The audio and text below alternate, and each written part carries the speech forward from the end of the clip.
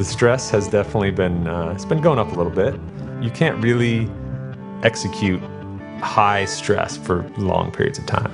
Yeah, we've definitely been working a lot. So it's really good for us to pause and stop and really come together as human beings, as opposed to working professionals to enjoy each other's company.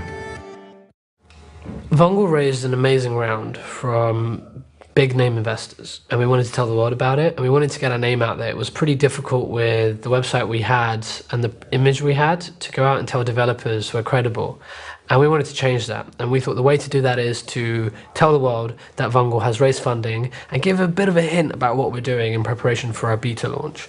Jack and I used to scrapping things together very fast. We both built websites when we were kids. We took the same approach we had in the past and brought it to Vungle. Our view was, let's scrap the website together in no time. Let's just put a press release out there, or just call a couple of journalists and be done with it.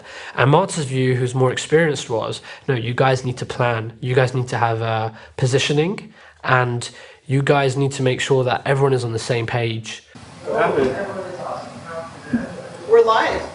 We're just exhausted. Did you see the panel? Vungle co-founders are just about the biggest actual hustlers I've ever met.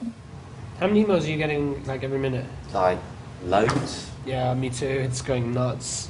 We didn't really stick to the press release, to be honest. We more just freestyled it and went with our story of like hustling and stuff. I think we were a bit conservative on the press release side in terms of just announcing it as Vungle raises 2 million. We found that we got a better reception and much more courage when we just kind of pitched our backstory, because there was a really strong story to tell. Nothing more than fistfuls of tenacity, these two mostly unheard of British entrepreneurs have managed to raise a rather crazy $2 million seed round. It was 8 AM in the morning, I think, or 9 AM. I opened up my computer from home, I typed in Vungle on Google, and there was just bunches of like websites talking about Vungle. There's pros and cons, right? I mean, on one side we're calling app developers and they're like, I've never heard of Vungle, how's it pronounced? And now we're out there, we've got competitors emailing us and, you know, the press and investors and stuff, so this is a really big milestone, I guess. It's a turning point. It's a turning point for us, yeah. The journey has just begun. It's a rite of passage, I would think, with English press release. It's like you're out there, you're live, people know who you are.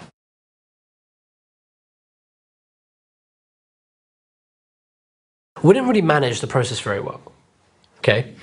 No one had clear ownership of the website and the press release. And because of that, there were lots of wires crossing. And when wires cross, things get messy sometimes. And that's what essentially happened. No one took ownership of it, and it's completely my fault and Jack's fault. We really should have been more in control of this. I wasn't treating it as urgent. I was just more concerned about the contact form. It was absolutely urgent. You don't do a press release. I wouldn't say so. Well, what happened? How come I couldn't get through to you? I think my phone doesn't have signal in my bedroom or something. How come you don't answer your emails? I was because I was asleep. So you were, okay, I just wanted to get that. So you did zonk out, right? It's a big launch. For you to be asleep at that moment, it's just like, in case something happens, like it could have been something like the server going down, right? What could have happened if I tried to call you and I couldn't reach you? I didn't have signal, did I? No, but you were sleeping though. It wasn't about having signal. And I get that. And I spoke to you at 8, or before 8, I spoke to you at 7:45. So you were like, yeah, I'll fix it. And then, what happened, man? Was it that you were sleeping, or was it that it wasn't important? I'm just trying to understand. There wasn't any signal, because there haven't got any calls. The email. What? Email. Yeah. Email, Jack. I'm trying to call you. Respond back. There was a timing issue here, and that wasn't really taken seriously on our side, I think. So I still think it wouldn't have made any difference. I know you think that, okay, but I'm telling you from an experience. Looking at it from hindsight, it could have been really bad. It actually wasn't too bad. This is important. So you may not see it's important, but everyone else in this industry does. I brought in the pros, and I brought in people that have fought with us, so respect it and follow it. And so I think, whether you're in disagreement of it, and then go with other people. Do you know what I mean? But if you're going to take in the pros, act with the pros.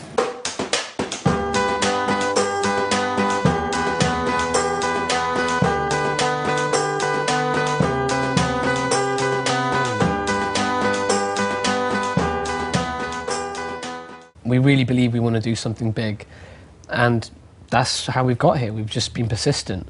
Let's sing a song. Want to sing a song? Woo! Yeah. We're in the jungle with